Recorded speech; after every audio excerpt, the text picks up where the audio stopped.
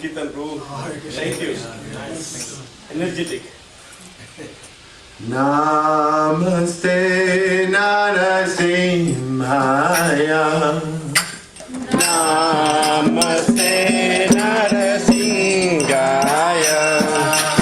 Namaste Narasimhaya. Namaste Narasimhaya.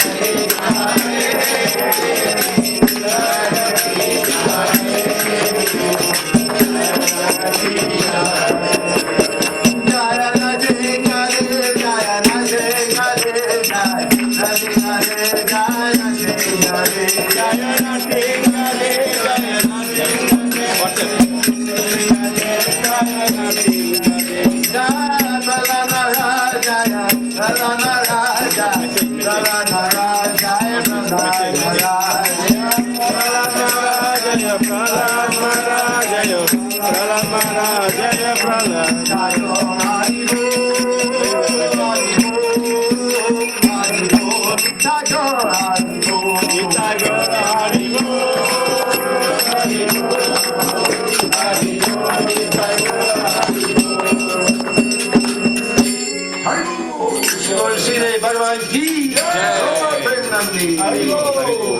जय ओम विष्णुपाद परमहंस परिनिर्वाणाचार्य स्तोत्र स्तोत्र श्रीमदेसी भक्ति वेदांत स्वामी शिला प्रपाद की जय। इस्कॉन फाउंडर आचार्य शिला प्रपाद की जय। जय ओम विष्णुपाद परमहंस परिनिर्वाणाचार्य स्तोत्र स्तोत्र श्रीमद् भक्ति सिद्धांत सरस्वती गोस्वामी महाराज शिला प्रपाद की जय। नामाचार्य श्री हरिदास ठाकुर की जय। प्रेम से कहो श्री कृष्ण चैतन्य प्रभु नित्यानंद श्री अद्वैत गदाधर शिवासदि गौर भक्त वृंद की जय। श्री श्री राधा कृष्ण गोप गोपीनाथ श्याम कुंद राधा कुंद गिरी गोवर्धन की जय। ब्रजभूमि श्री वृंदावन धाम की जय। नवद्वीप मायापुर धाम की जय। गंगा मई की जय। यमुना मई की जय। भक्ति देवी की जय। तुलसी देवी की जय। अनंत कोटि वैष्णव वृंद की जय। श्री हरिनाम संकीर्तन की जय। समवेत भक्त वृंद की जय। गौर प्रेमानंदे all glories to somebody what is that? All glories to somebody what is that? All glories to somebody what is that? All glories to Sri Guru and Sri Gauranga.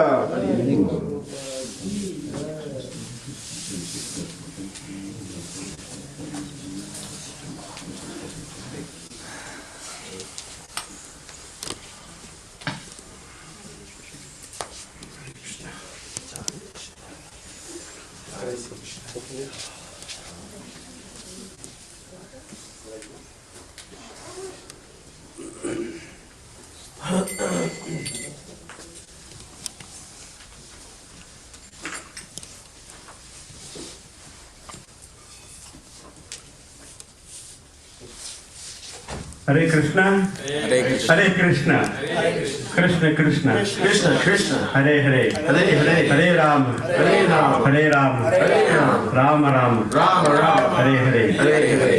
It's very nice to see you all after a long time, more than 1.5 months. Thank you very much, and all the special thanks to all the devotees who have taken care in this 6 weeks, everything.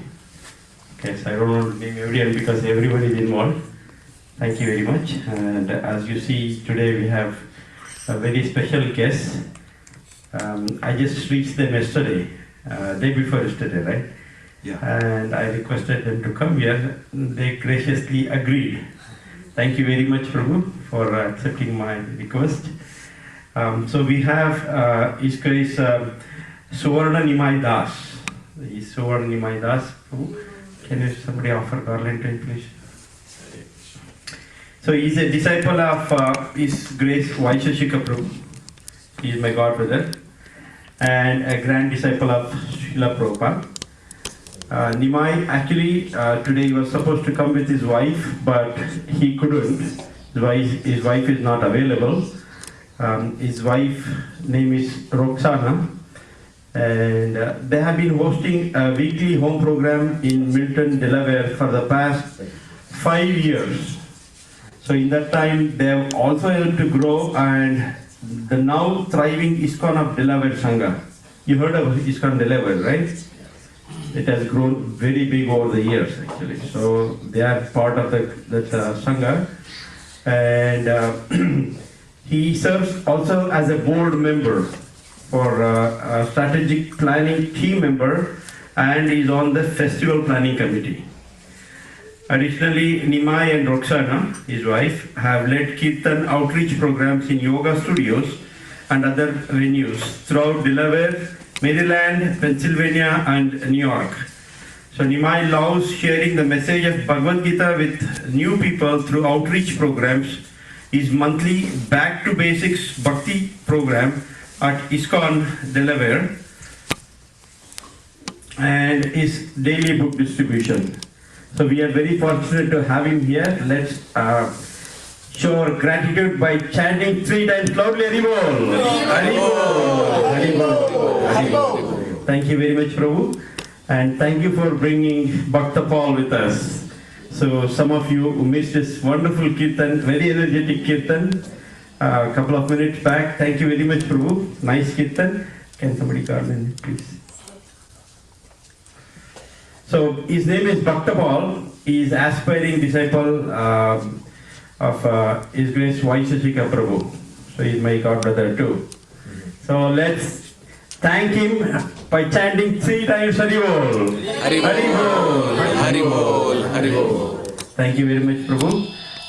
So now we will have Srimad Bhagavatam. We'll continue with Srimad Bhagavatam discussion. Suvarna Nimai Prabhu is going to take us into Srimad Bhagavatam.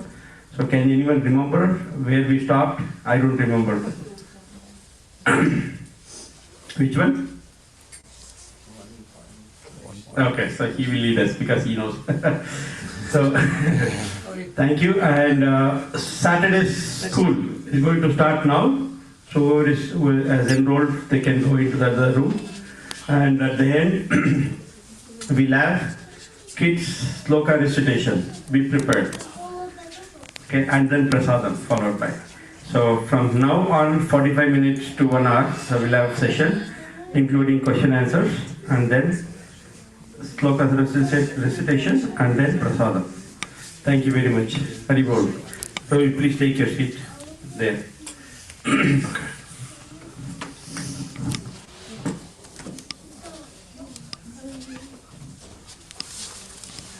Hare Krishna. Thank you all so much for coming. This is such a beautiful thing you're doing. You know, there's so many things you could be doing on a Wednesday, Saturday. So many things you could be doing on a Saturday night. And here you are, you braved the cold and the snow and the ice to be here. So I'm really fortunate to be with all of you. Thank you so much. Everything for. We can. Would you like me to do Radhamana or? Yes, you can. Sure. We'll do a quick bhajan. Jaya Radha Madhava Jaya Kunda Vihari Jaya Radha Madhava.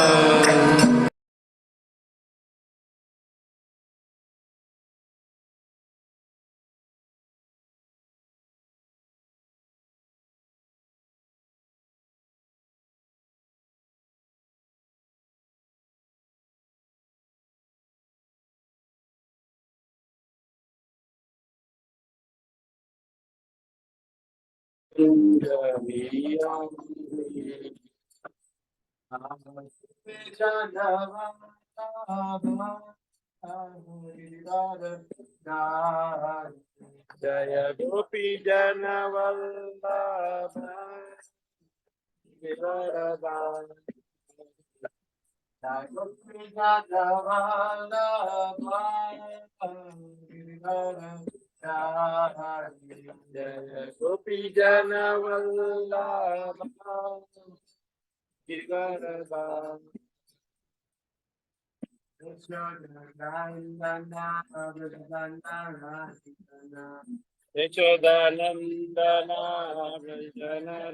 Rangana Yashodanandana Vrajana Yashodanandana Vrajana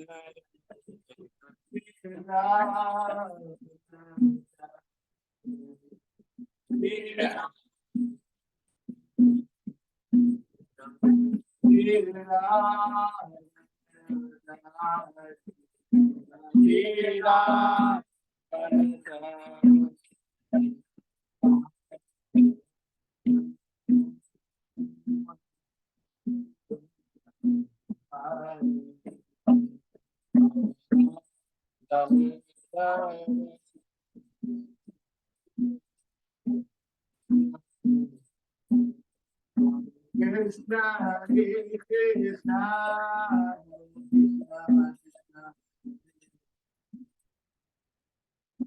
Rama Hare Rama,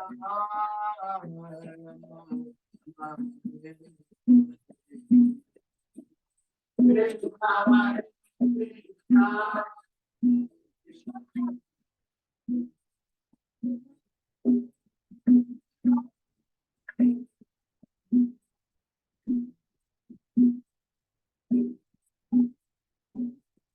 Hare Krishna, Hare Krishna, Krishna Krishna, Hare Rama, Hare Rama, Rama Rama, Hare Hare, Hare Krishna, Hare Krishna, Krishna Krishna, Hare Rama.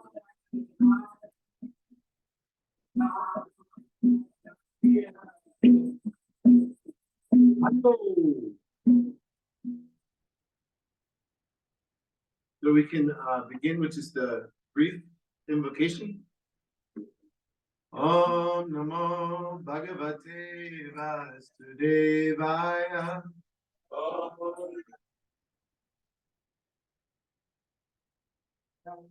Om Namo Bhagavate Vasudevaya. Om Namo Bhagavate Vasudevaya. Om Namo Bhagavate Vasudevaya. Om Namo Bhagavate Vasudevaya. Hare Krishna. So you all just surrendered your lives to Krishna. You did, maybe you knew it, maybe you didn't. That's my understanding of the meaning of that prayer. So tonight we're hearing from Srimad Bhagavatam, Canto 1, Chapter 2, Text 9. I'll ask you to please forgive all my shortcomings. And it's really a privilege and an honor to be able to try to speak something from Bhagavatam. Dharmasya hi apavargasya. Dharmasya hi apavargasya. Dharmasya hi apavargasya. Dharmasya hi apavargasya. Nartaritayupakalpate. Nartasya dharmaikantasya. Nartasya dharmakasya. Kamola bhaya hi smitaha. Kamola bhaya smitaha. Jai, Hare Krishna. So, translation. 129. All occupational engagements are certainly meant for ultimate liberation. They should never be performed for material gain. Furthermore, according to sages, one who is engaged in the ultimate occupational service should never use material gain to cultivate sense gratification. So, all occupational engagements, you can repeat. All occupational engagements are certainly meant for ultimate liberation. They should never be performed for material gain. Furthermore, according to sages, one who is engaged in the ultimate occupational service should never use material gain to cultivate sense gratification.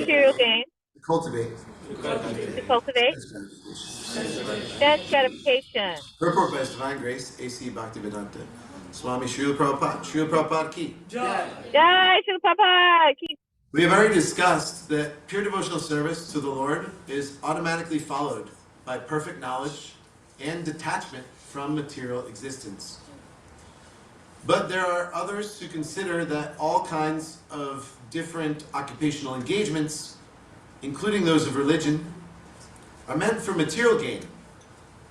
The general tendency of any ordinary man is, in any part of the world, is to gain some material profit in exchange for religious or any other occupational service.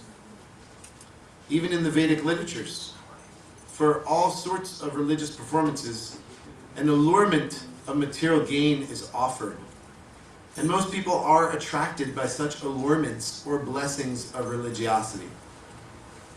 Why are such so-called men of religion allured by material gain? Because material gain can enable one to fulfill desires, which in turn satisfy sense gratification. This cycle of occupational engagements includes so-called religiosity, followed by material gain, and material gain followed by fulfillment of desires. Sense gratification is the general way for all sorts of fully occupied men. But in the statement of Sutta Goswami, as per the verdict of Srimad Bhagavatam, this is nullified by the present shloka. One should not engage himself in any sort of occupational service for material gain only, nor should material gain be utilized for sense gratification. How material gain should be utilized is described as follows in the next shloka.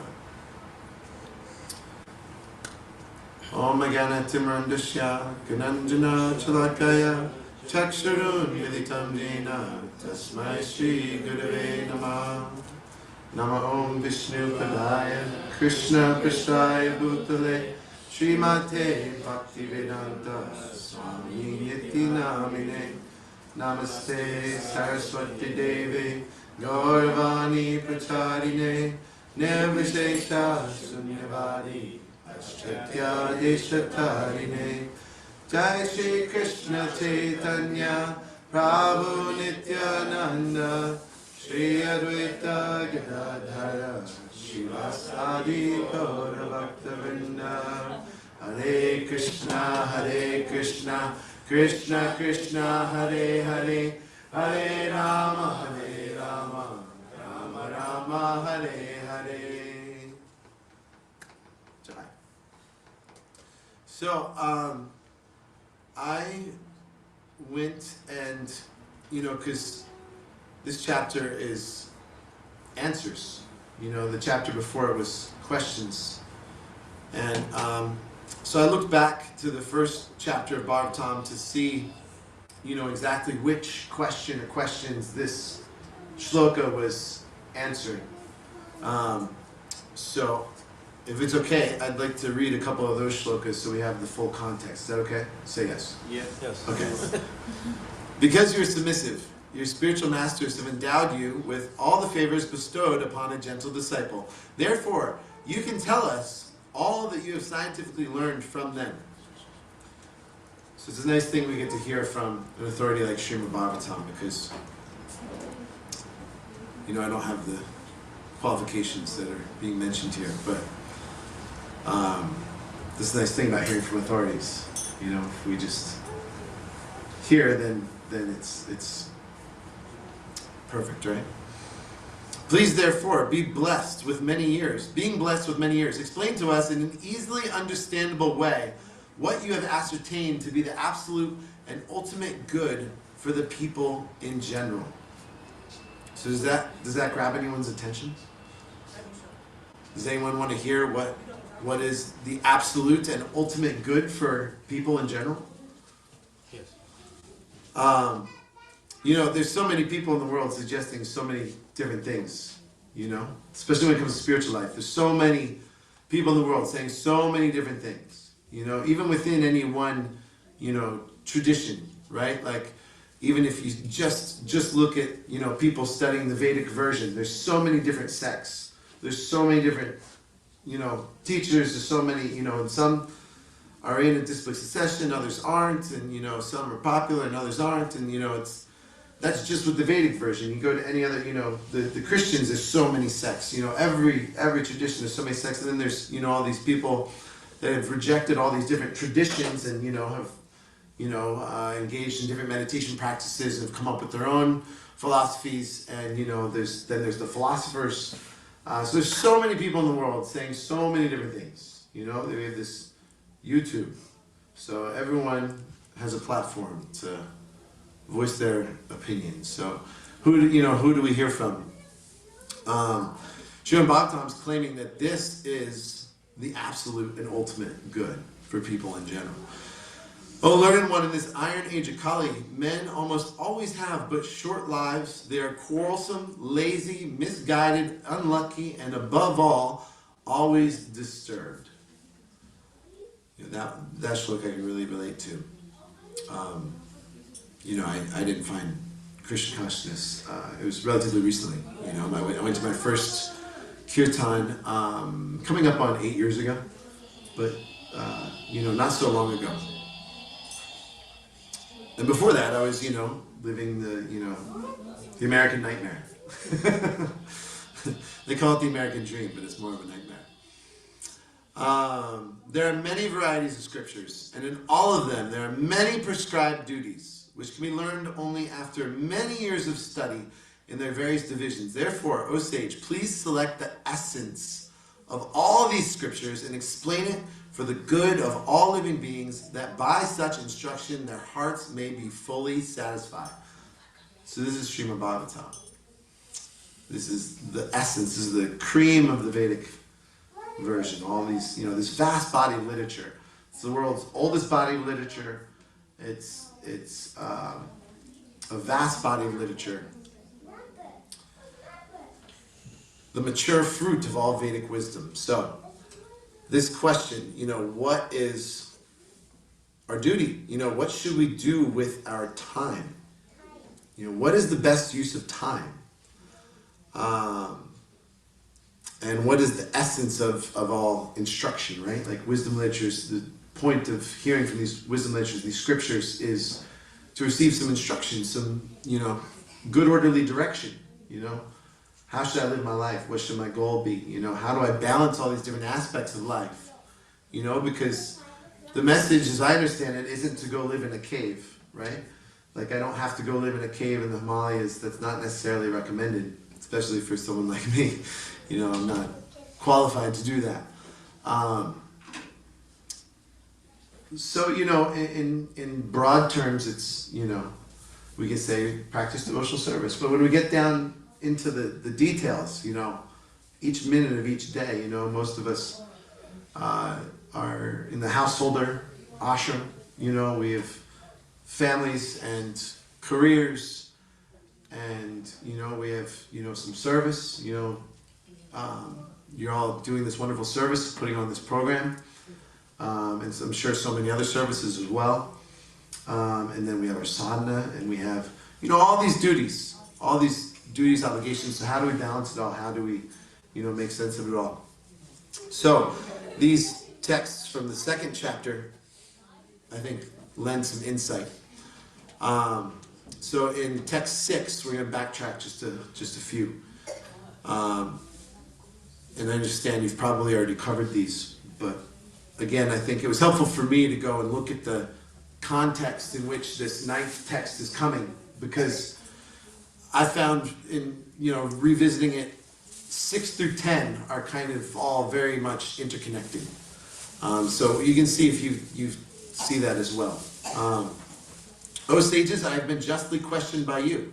Your questions are worthy because they relate to Lord Krishna, and so are of relevance to the world's welfare. Only questions of this sort are capable of completely satisfying the self. And I found that, one, that's really good to know, because I'm looking to be satisfied, right? And this is our process, it's our duty to inquire. This whole tradition is built on a series of questions and answers. The whole Bhagavad Gita is a series of questions and answers. The whole Srimad Bhagavatam is a series of questions and answers. Much of the Chaitanya Charitamrita is questions and answers.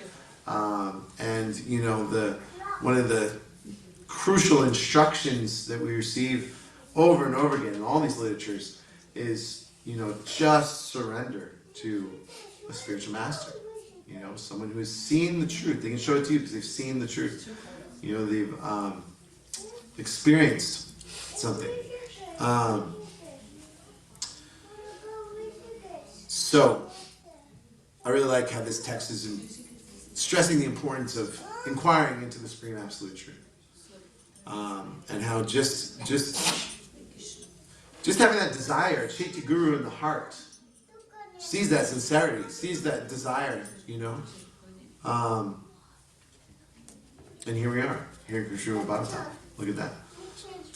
So by rendering devotional service under the personality of Godhead, Sri Krishna, one immediately acquires causeless knowledge and detachment from the world. And this has been, I have some experience with this, a little experience with, as I started coming to kirtan programs and started taking Krishna Prasadam and started associating with devotees who are the most incredible people I've ever met.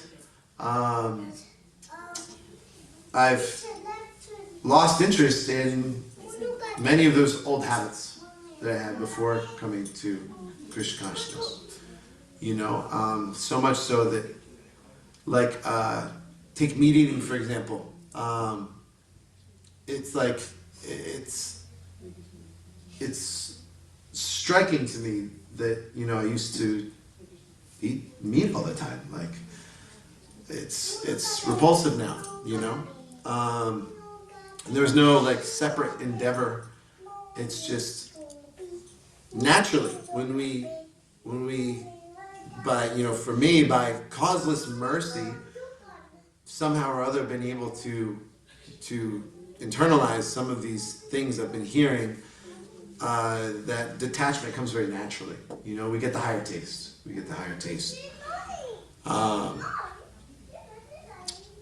So this is the main thing, right? Like, we engage in devotional service, and very naturally, this knowledge is revealed in the heart. It's revealed in the heart by revelation, and simultaneously, detachment from these lower habits comes very naturally. I really like the purport. Bhagavad 3:31 talks about how even if someone isn't able to immediately follow all the rules and regulations, that just accepting the teachings is so powerful. Because there's so many people, if you've ever gone on book distribution, it can be really hard to get anybody to listen to you, It's relatively rare that people are willing to hear this message and really take it in their heart and really, mold their lives around hearing transcendental sound. So, the occupational activities a man performs according to his own position are only so much useless labor if they do not provoke attraction for the message of the personality of Godhead. And again, we have so many prescribed duties, caring for the material body, caring for the family, maintaining a home, finding some sattvic career to do all that. Then there's additional prescribed duties in the Vedas, offerings to the ancestors, offerings to the demigods. We've, so many debts.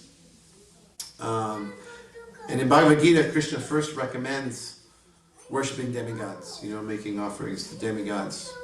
One who doesn't do so is a thief, But then later reveals that worshiping him, Krishna, directly is actually even better. And we find in texts like Nectar of Devotion that even better than worshiping Krishna directly is worshiping the devotee of Krishna. So then the question comes up in the last chapter of Gita: are prescribed duties to be carried out, or are they to be renounced? Because it seems like there's this, back and forth. And Krishna confirms prescribed duties should never be abandoned. He says, that is my final opinion. So, what do we do with all this? Like, might seem like conflicting information. If we stick to this worship of demigod example, first it's recommended, then discouraged, then the conclusion is not to abandon prescribed duties. After all, so do we worship the demigods? So this brings us to tonight's verse. All occupational engagements are certainly meant for ultimate liberation. They should never be performed for material gain. Furthermore, according to sages, one who is engaged in the ultimate occupational service should never use material gain to cultivate sense gratification. So Prabhupada's purport seems to focus, to me, seem to focus on the fact that even many who are very interested in spiritual life, to some degree, some form of spirituality, many of them still fall into the trap of cultivating sense gratification. Maybe you've noticed this, some people in the world that purport to be spiritual teachers even. It can be seen that their activities aren't always on the transcendental platform. right? There's the old, this is an old song, this is before my time. Oh my Lord, won't you buy me a Mercedes Benz? It's a famous song lyric. So there's that kind of approach to spiritual life. Like I'll show up on Sunday if I'll show up if I get a nice car or a nice house or whatever it is. Or the mentality that if I go to church or to temple each Sunday, I'll be able to enjoy heavenly pleasures in the next life. There's that approach to spirituality too, right?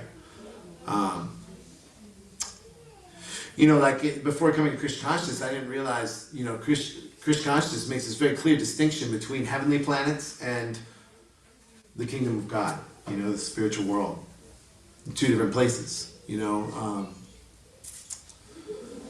that clear distinction, to my knowledge, doesn't exist in most other traditions. So, there's rituals from all different cultures all over the world. And Prabhupada mentioned that, right? Like this is going on all over the world.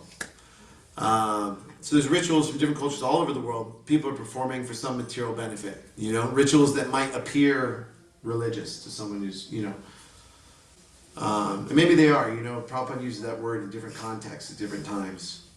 Religiosity, religion. And he said in different purports, at least they're acknowledging a higher power.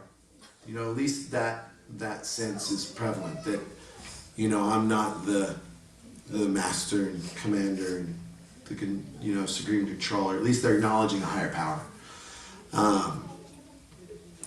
But performing rituals for material benefits, that's not the perfection of religion either. And that perfection is described in the next verse, but I just wanted to briefly mention before moving on to that verse. I found it interesting that occupational engagements are meant ultimately for self-realization, because I feel like that's a striking statement for us living in 2024. Like how can going to an office and sitting in a cubicle for some Fortune 500 company, how is that provoking my attraction for the message of the personality of Godhead? How is it, like, again, we have all these responsibilities, we have families, we have to earn a living,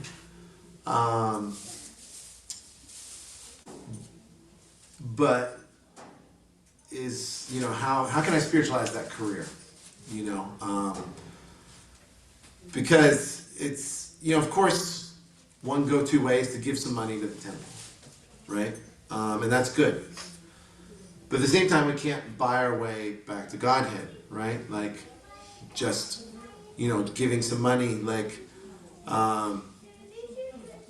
bhakti is a matter of the heart. It's not that I can live a life centered on sense gratification, give a little charity, and think that I'm going to get the ultimate benefit. That sounds dangerously close to the demonic mentality explained in the 16th chapter.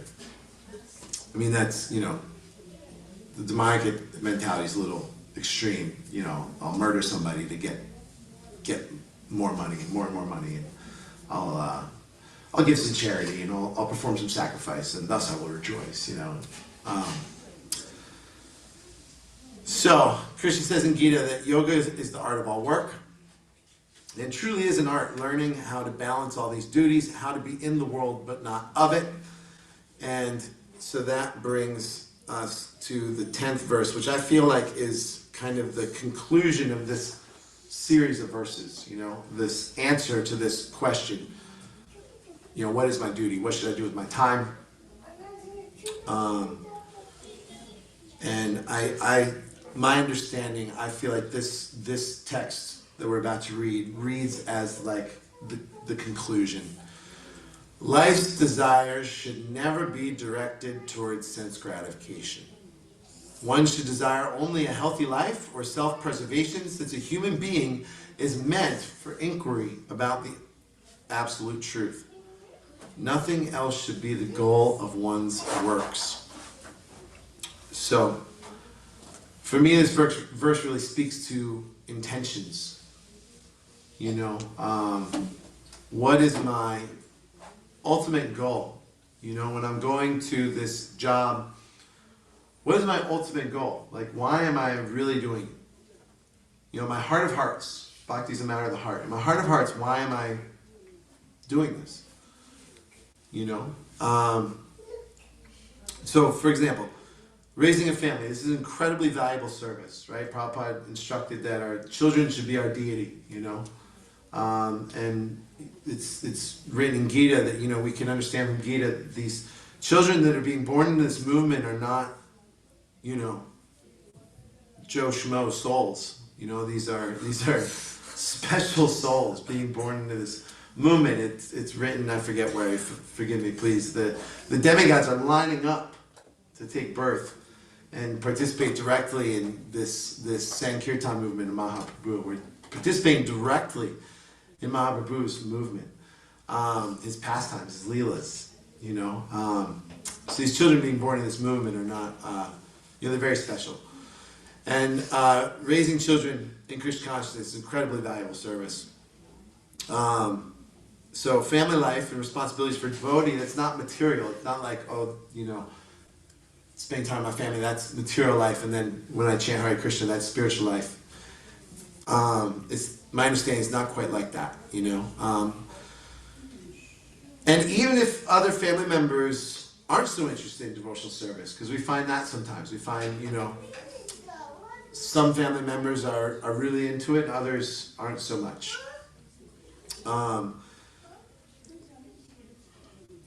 But, you know, I can meet my responsibilities nicely. I can make those family members feel cared for nicely. I can feed them Krishna Prasadam. I can give a good example by carving out time for sadhana while simultaneously not neglecting those duties. And, you know, but if I neglect my family in the name of Krishna consciousness, this isn't so good, you know. So what's my intention? Do I want to be a good husband and father to receive recognition and praise? Did I get married so that someone will cook me nice foodstuffs? Or am I trying to have a stable material situation in order to engage in this process of self-realization? You know, am I trying to give my family members a stable material situation so that they have a nice opportunity to engage in this process of self-realization if they so choose, right? Because it needs to be individual, spontaneous, voluntary, right? So career ties into this too, right? Like, yeah, I can give some money to the temple, but why am I going to that job day after day? You know, in my heart of hearts, am I after that luxury car? Other forms of personal sense enjoyment? Or am I trying to serve a higher purpose in that, you know? And I think if you're here on a Saturday night, you're probably in that latter category, that you're interested in serving a higher purpose. Yes? What if you want a luxury car to drive your devotee family and the devotees around it? Yeah. Yeah. That's a good point, because the next thing I wanted to mention was this concept of Niyamagraha from Nectar of Instruction, which has dual meaning. Forgive me if you already know this, but Niyamagraha has dual meaning. It can mean overly focusing on rules and regulations, the formalities of the practice, and then the other side of it is the opposite. It's whimsically rejecting rules and regulations, just, you know, for no good reason. So, in other words, we're looking at principles versus details. You know, like there are spiritual principles, really important, and then details can be adjusted. And my understanding is all this stuff is progress, not perfection. So, you know, there's some really nice quotes in Nectar of Devotion that even if I do have some material desires, you know, in the midst of volumes of devotional service, it's not such a big thing. It's not such a problem, you know. So yeah, you know, there's worse things you could do with your money than buy a luxury vehicle. And yeah, maybe you know are regularly driving exalted Vaishnavas around and you want them to have a nice vehicle, or you know, maybe I you know, that was some leftover material desire, attachment, but it quickly becomes rectified if we're sincere. You know, it comes down to this intention, you know. Ultimately, you know, what is my ultimate goal? Is my ultimate goal sense gratification? Or is my ultimate goal to reawaken, uncover, remember, and fully experience my eternal loving relationship with the Supreme Personality of Godhead? You know, what's better? What's better? That fully experiencing that relationship with the Supreme Personality of Godhead, or a luxury car? You know, and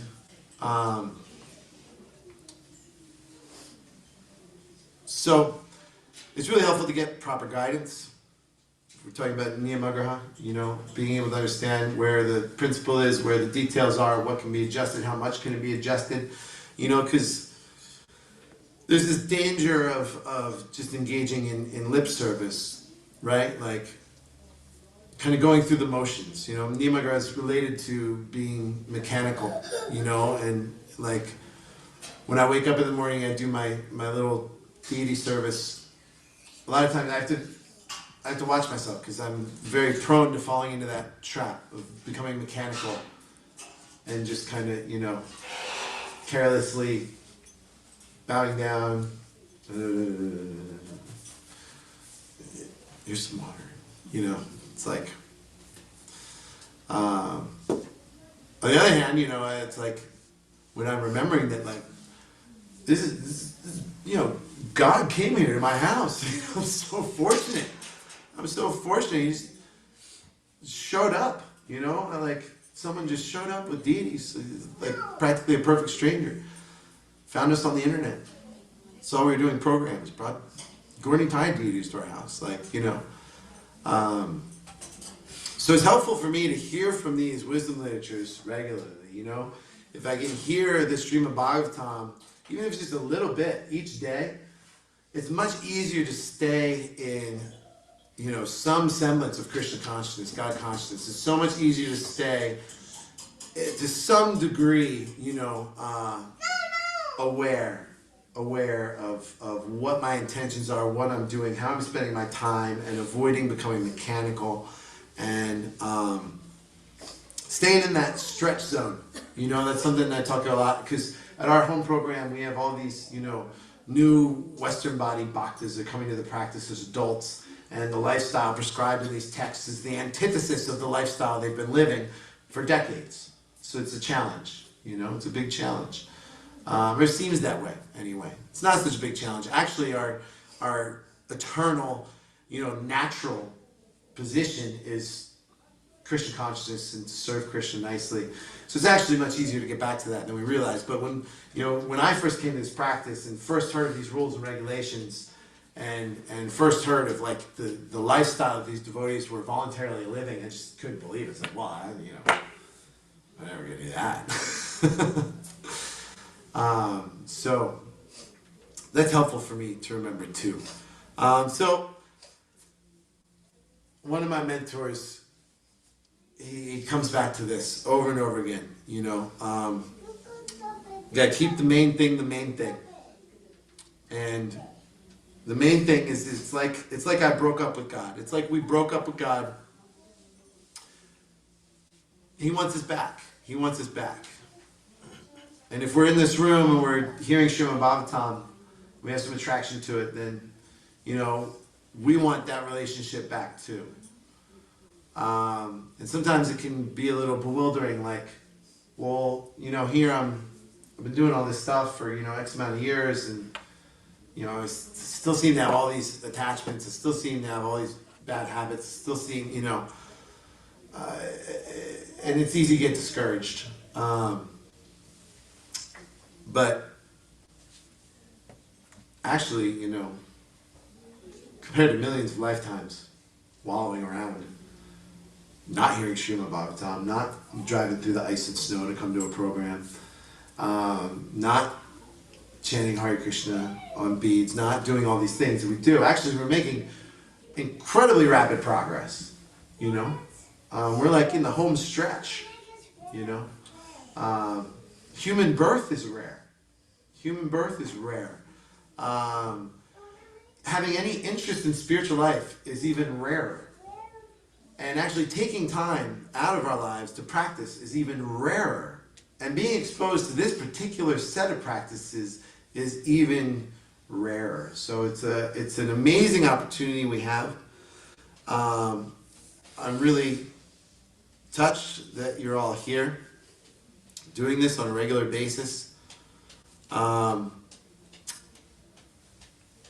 living entity, if he submits to this hearing process, will lose his long-cherished desire to dominate material nature, and gradually and proportionately, as he reduces his long desire to dominate, he comes to enjoy spiritual happiness. In a Vedic mantra, it is said that as he becomes learned in association with the Supreme Personality of Godhead, he proportionally relishes his eternal blissful life.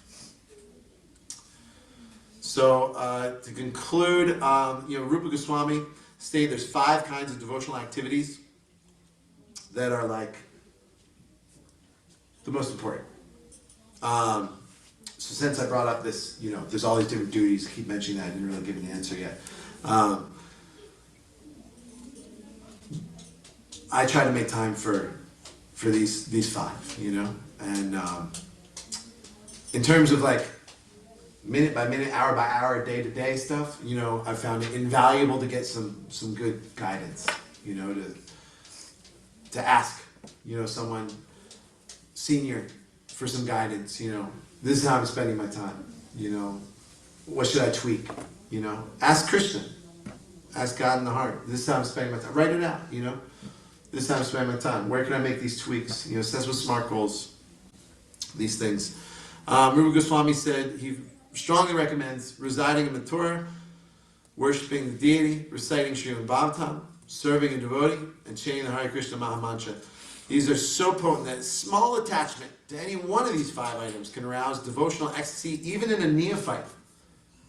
Even if we're brand new, a little attachment to any one of these things, we can feel some devotional ecstasy. We can get a little taste of that relationship. And that's so inspiring to want. It's so much better than anything else. So much better than anything else. Like, I want more of that. How do I get more of that? Let me find someone senior and ask them, how do I get more of that? And our acharyas have explained that Vrindavan is wherever devotees chant the holy name. So my personal understanding is that this instruction to visit the Dham, it's essentially non-different from instructing us to spend as much time with devotees as possible. So my main job is to put myself in front of transcendental sound. In order to do this, I'm going to have to accept some authority that's higher than my own materially conditioned mind. And that's, for what it's worth, that's my paraphrasing of Nectar of Instruction 8, in which Rupa Goswami says, the essence of all instruction. The essence of all instruction is to chant Hare Krishna Maha Mantra, serve a bona fide teacher, and take the association of devotees. So I hope that's okay. The verse was, all occupational engagements are certainly meant for ultimate liberation. They should never be performed for material gain. Furthermore, according to sages, one who is engaged in the ultimate occupational service should never use material gain to cultivate sense gratification. So if anyone has any questions, comments, reflections, corrections, please.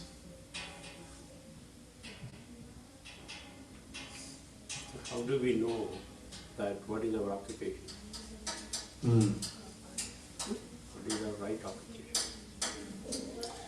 Yeah, because there's that stern warning in the Gita, right? To perform another's duty is dangerous.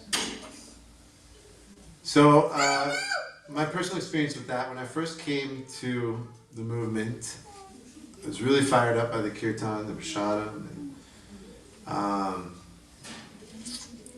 I mean, there was a time where I was, just into the kirtan prasadam. And after a year and a half or so, I said, I really want to see, I feel like I'm just scratching the surface here. I want to really dive in. I want to really see what's here. I want to, really immerse myself in the practice and see.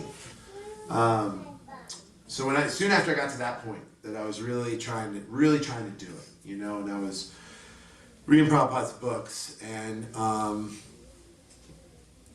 I was thinking that maybe I should sell my house and quit my job. I wasn't married yet. Maybe I should sell my house and quit my job and move into an ashram. And so I told my mentor that I was thinking of doing like that. And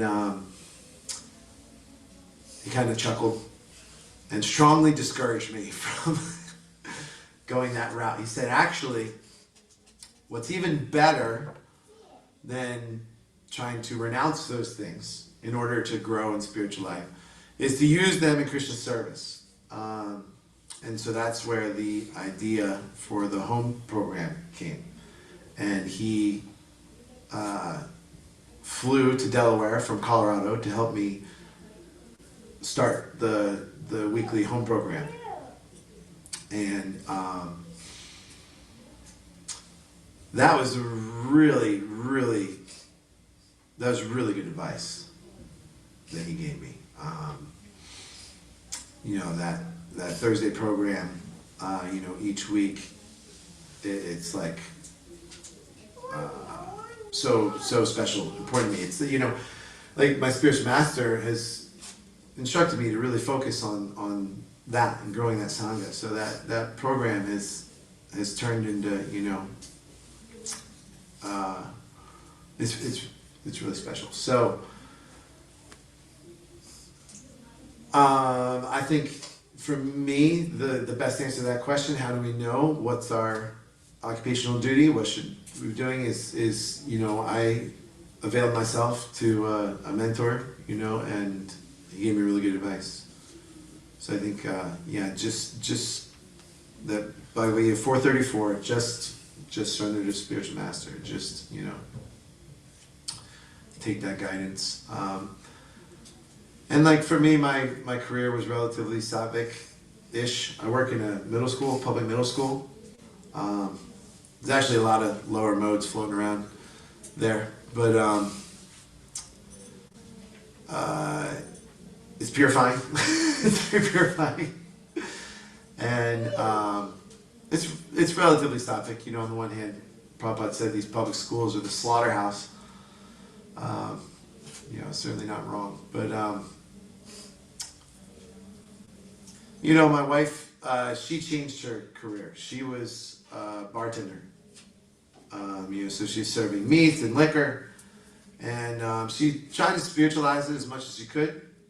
She was bringing leftovers from our program to the bar and distributing Krishna Prasadam. And a lot of restaurants, they have like a set music CD that they play over and over again. And so this bar was like that. And one of the tracks on that CD was My Sweet Lord by George Harrison. So every couple hours, the Maha Mantra would play. And she'd sing it. And, everyone knew she was a Hare Krishna. And everyone, they'd joke with her. They'd start singing it too. She'd have the whole bar singing the Maha Mantra. And she'd invite people to our programs. She worked the day shift. Once in a while she'd work a night shift, but she was mostly day shift, so it wasn't quite as licentious as the night shift. But anyway, eventually it was too much. It was too tamasic. She just she switched. Now she does retail. And she's still finding ways to spiritualize that. She sells, they sell crystals online, rocks. But they also hand out Bhagavad Gitas to clients, and they play kirtan and stuff in the background during their live auctions. And all of her clients know that she's Hare Krishna, and some of them tune in to our our weekly program. We stream it online like you're doing here.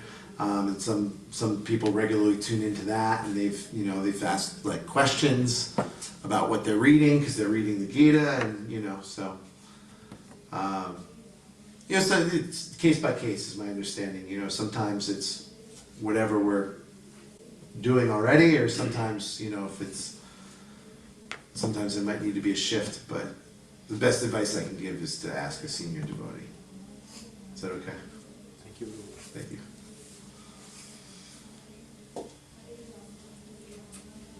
No question. Please. Yeah, in this like a regulated, all this government regulation and companies rules, and when we're doing our occupation to run our families, how we can guide from Lord Krishna's ultimate message that make it, more divine and more following all this spiritual dharma and everything. Because now everything is driven by regulation, like government regulation. Like if you are in medical practice, a doctor has to write, abortion pill, they can just ignore it, reject it, or pharmacist fill it, can just reject it. How we follow all this stuff in highly regulated world. Yeah, so like if you're in the medical profession and Or, the standard practice would be to tell this person to eat a bunch of meat to get protein or something, and you're like, I don't want to do that, but that kind of thing. Like, yeah, there's conflicts. Like, we're here in America, and this society is the antithesis of Vedic society. So, how do we do? it put you in box, always dilemma like that when you take it. So, you mentioned a couple of times ultimate dharma. So, one thing for me that's important to keep in mind is that the Yuga Dharma for this particular day and age is Sankirtan, and I have a lot of appreciation for Srila Prabhupada and how he designed this International Society of Krishna Consciousness so well. Anytime we go to a program, we engage in all these really, really elevated, potent spiritual practices. We take the Association of Devotees, we take Krishna Prasadam, we chant the holy names, we hear from texts like Srimad Bhagavatham and Bhagavad Gita, we worship the deity, we, all these things, it's all accomplished, every time we get together. And so, between that and the sadhana, daily hearing from Srila Prabhupada's books, that's, for me, I prioritize that. Honestly, I prioritize that over my japa. I actually, when I get out of the shower, I read the books and do the japa after. So I'm not necessarily recommending that because it's not, usually the way people do it, but my point is that, my spiritual master does really stress the importance of hearing these books, and it's been so transformative in my life, because I find it hard, I'm fallen, I find it hard to focus on my rounds, but Prabhupada's books really, really grabbed my attention. So, in terms of, how do we fulfill the ultimate dharma, attending these programs, if we can also do some Harinam and or book distribution, I believe the Philadelphia Temple still has a monthly Sankirtan festival going, where they get everybody together to go on book distribution. If they don't, you can start it back up. And then our sadhana, our daily practice, hearing from Prabhupada's books or lectures, whatever you like, and chanting on beads, adopting a little deity service. It's like, little incremental changes. I can be in that stretch zone, not the breaking zone, not the comfort zone, but the stretch zone. I can, push myself to do a little more while making sure not to neglect the family and the duties. And when things come up, like say I have to go to social function, like, you know, I have to go to a dinner out with family, and it would be, you know, it wouldn't be correct to refuse. I can't. I'm a devotee now. You know, it's not gonna go over well. So I can order a salad. You know, ask no onions, no croutons, just give me a plate of lettuce with some cucumbers, some tomato, and some oil and vinegar. Just some oil, not the vinegar. You know, and just like there's some really nice quotes in Nectar Devotion about how. Yeah, that is also bring, like, you know, if we spread all this around the society and get, you know, more awareness, it also reduce this kind of situation to happen. That's also the point. Yeah, first purpose of ISKCON is the re-spiritualization of society at large. The third purpose is to do this, to get people who are interested together and engage in the process. Thank you, Prabhu. Hare Krishna. Anybody else? Questions? Please. I really appreciate the how you mentioned like the distinction between following principles versus following details, because I think that's often like a common misconception among people that might not be familiar with religion in general. They might think that you know, like it's necessary to follow every detail, or you know, that might turn them away. And I think that emphasizing that distinction often makes it a lot easier for people to understand and, you know, follow spirituality, even if they can't do so perfectly initially. And I think that was a really good point to make. And I also enjoyed the story about My Sweet Lord by George Harrison, the positive impact that it had. So I'm glad that there's such a good, you know, story with that. I'm glad that it managed to, you know, spread more awareness about our beliefs. Thank you. Thank you so much.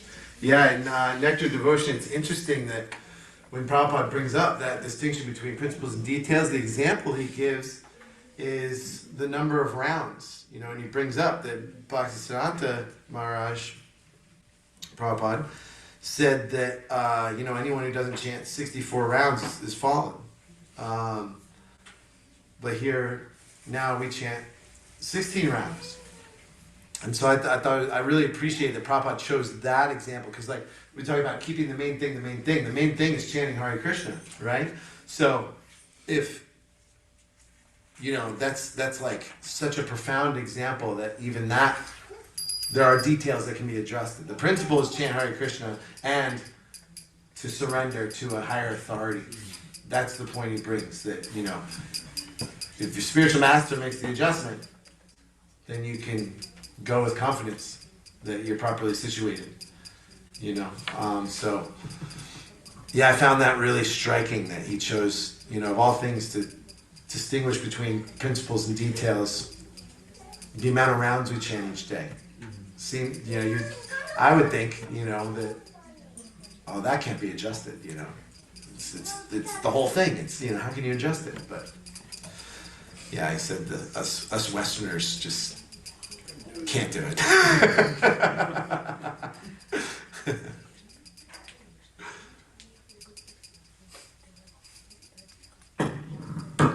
Yeah, anyone else?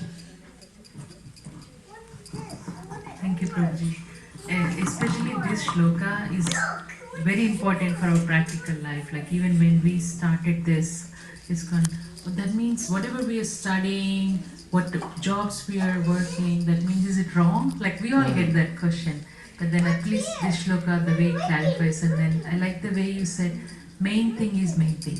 If we keep that, then automatically rest of the things will fall through by giving importance to the main thing. And also, whatever we do, we cannot neglect our family activities because that's our duty. If we consider that way, then you'll still try to manage to do that, which we are still trying. But every day it's not same day. But at least, like, it's assured now in Srimad Bhagavatham that by doing this, and if you get a question to yourself, why am I doing this? And that is where you will feel satisfied, and then we'll try to improve more and more. So that was main thing as the main thing. It was very key point. And thank you, Prabhuji. Thank you so much. Right. Thank you. Yeah, it's always this delicate balance, right? Because if I try to, if there's a family member, like, I have a stepson, actually. My wife has a son from her previous marriage. And he splits time, 50% time with us, 50% time with his biological father. And our households are very different, very different households.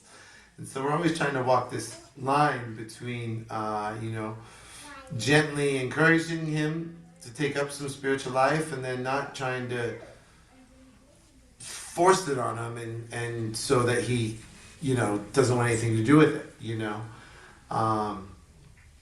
And so, but even in other situations, in any situation, we're all always on this balancing beam between, keeping our affairs in order and still being able to dedicate time to spiritual practice. I find one of the biggest things is it's really important for me, like when I go to all this effort to carve out time for my spiritual practice, that I really use it, because it's so easy for me to carve out time to chant japa and then,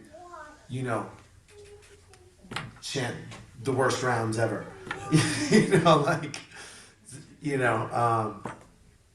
It's so, I think we get better and better at using our time wisely, and it all comes in due course of time. It's the Damodar pastimes, right? It's Krishna's mercy and our endeavor. Both have to be there, to do my best, let God do the rest. Understand that it's in due course of time. Everything will be revealed in due course of time. So it's this balancing act between, I don't want to be just paying lip service to spiritual life. I want to be sincere, but I don't want to, it's a marathon, not a sprint, right?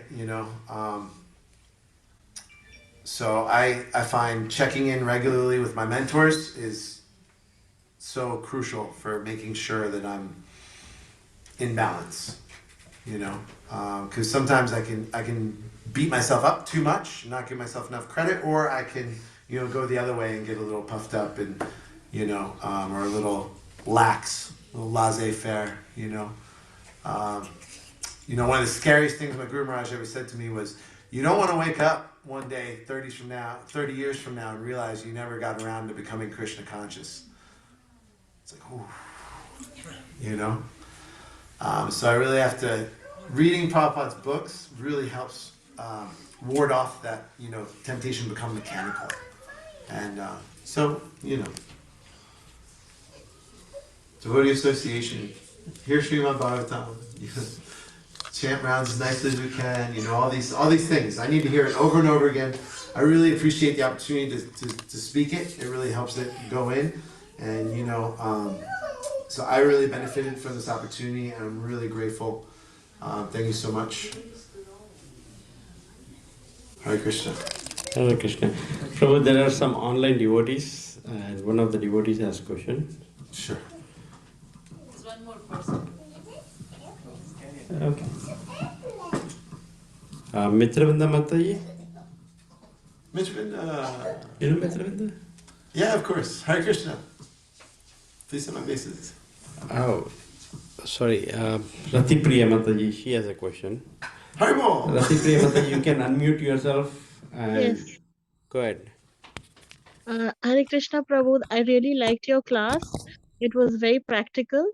The question that I have is that, we follow these Vaishnava principles like Trinadapi Sunichina and, the Vaishnava Parad and all these things. So does all these principles that we are expected to follow, are these principles applicable to Grihastha ashram?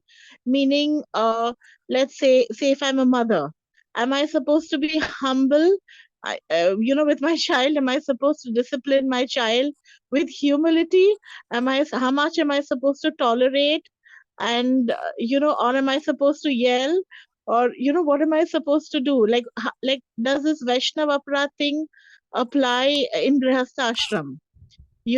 Can we commit offenses against each other in Grihastha ashram? Yeah, thank you so much. What a nice question. Um, my understanding is yes. I can certainly make offenses to my wife or my stepson. It's definitely something to watch out for. But at the same time, it's my duty to be a parent. And Mother Yashoda tied up the Supreme Personality of Godhead and disciplined him. So there. Yeah, I don't think there's any. We have our duty to be a parent and to instill discipline. My father was relatively strict, and I'm really grateful for that. That he really instilled some amount of responsibility, discipline in me, and so there's a place for that. Yeah, Is abusing children aparadh? Absolutely. I don't think you're abusing your child. But yeah, so. I hope Yes. that- So what is abuse? What is abusing a child? Oh, I mean, specifics, little details. It's hard to say. I know, my father would hit me on top of the head, open hand, just enough to get my attention is what he'd say. He didn't beat me, but he corrected me, so I was grateful I felt like he navigated that well. Of course. So, other parents don't believe in ever hitting the child. I don't know if I haven't come across any Prabhupada's instructions on that specific matter. You could, if that answer isn't satisfying, I'd encourage you to ask another more senior devotee. Might have more specific guidance for you. Sure, Prabhu. Thank you so much. Thank you. Thank you, Rati Premantaji. Shesha Prabhu. Hare Krishna Prabhuji, thank you for your very nice class. And I have a reflection. So yeah, as you said, serving our kids it's an incredible service. It's like a deity service. So I like that point, Prabhu. I mean, sometimes we think that okay, chanting is the only service to the Lord, but raising these kids in the Krishna consciousness, it's an incredible service.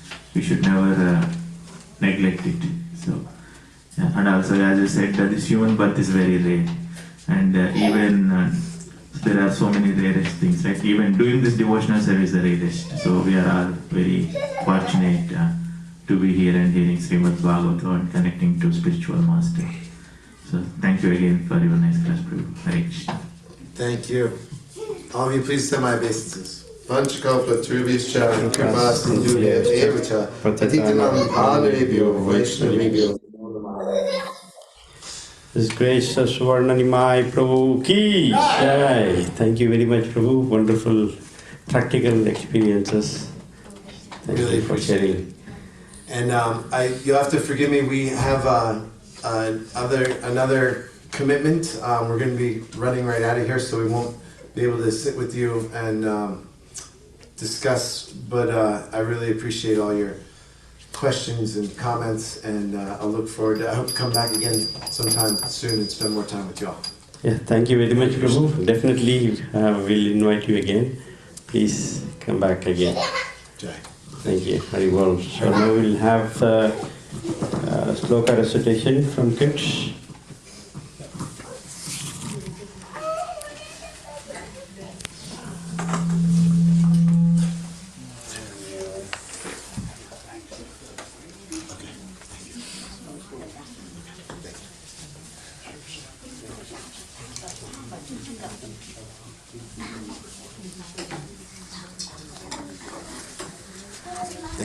Thank you. Kids, come up to the stage.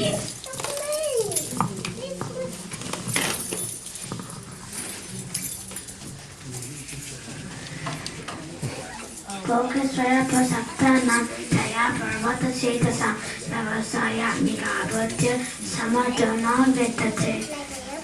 In the mind of those who are attached to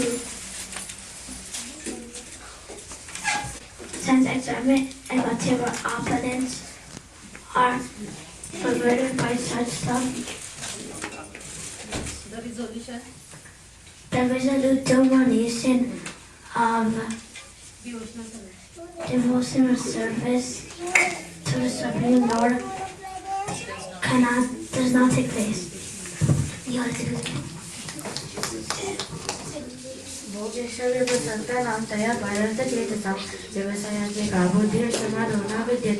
In the minds of those who are too attached to material, sense enjoyment, material opulence, and those who are too bewildered by such things, the resolute determination for devotional service to the Lord does not take place.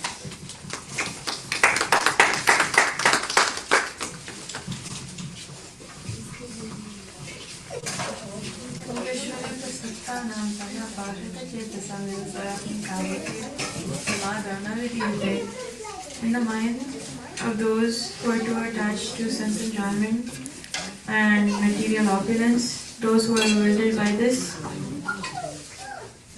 resolute determination of devotional service to the Supreme Lord does not take place.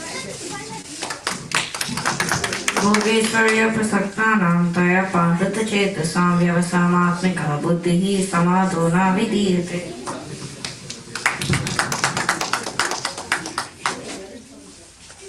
भोगेश्वर्य प्रसक्तानां तया पादत चेतसां व्यवसामात्मिका बुद्धिः समाधो न विधीयते. In the minds of those who are too attached to sense enjoyment and material opulence and who are bewildered by such things, the resolute determination of devotional service to the Supreme Lord does not take place.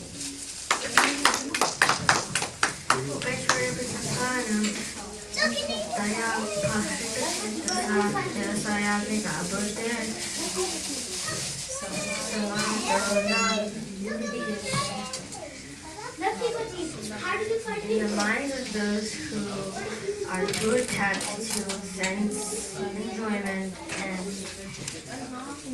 material opulence, and those who are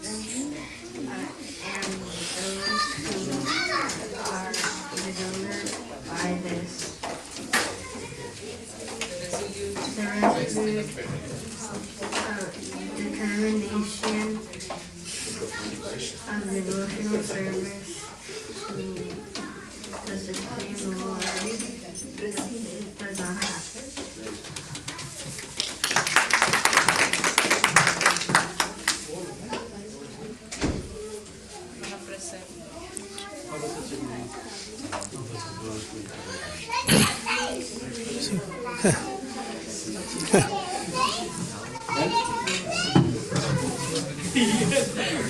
Hare Krishna.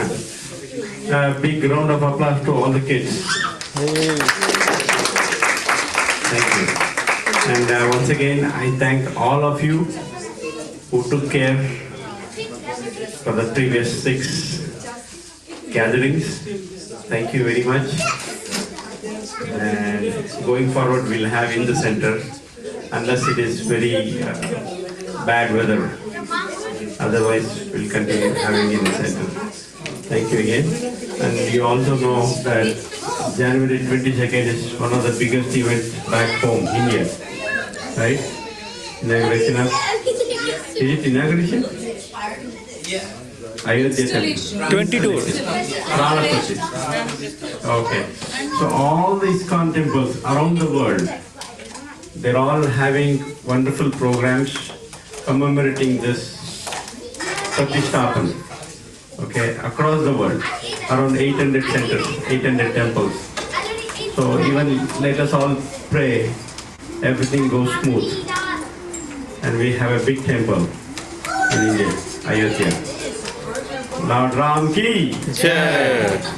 Thank you. Hari Bol. Hare Krishna. Mahaprasade Govinde. Mahaprasade. Nama Brahmane Vaishnave. Svalpa Punyavatam Rajan. Rajan. Vishwaso Naiva Jayate. Vishwaso Naiva Jayate. Sharira Vidya.